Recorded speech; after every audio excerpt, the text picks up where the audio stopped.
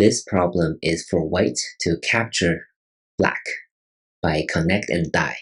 We've seen similar patterns here, and the challenge really is to prevent black from making a real eye somewhere down here. So if white attaries from the outside, then black will have a real eye guaranteed, and there will be no connect and die. If white tries this, then it's similar. You're hoping that black does something like this. But no, black can play here. And once again, this will be a real eye, and white cannot capture black. But this will also be a real eye, right? So white must play something that prevents black from having a real eye down here.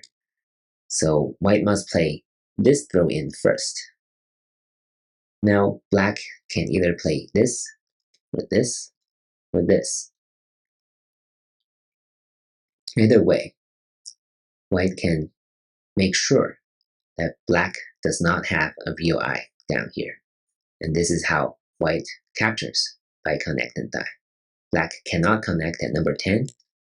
Black can only do this, and white will succeed. Of course, if black connects or captures here, white will play this. And it will be the same pattern, right? Note that black cannot come in here to make a real eye because it doesn't have enough liberties. So all black can do is to capture. And now white can come in. And once again, this will be a connect and die situation.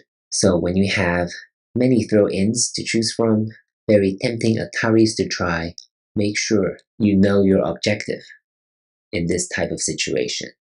And that is to eliminate black's real eyes down here. Because once black has a real eye, white cannot create a connect and die situation. So once you know the goal is to eliminate any real eyes, this problem becomes much easier.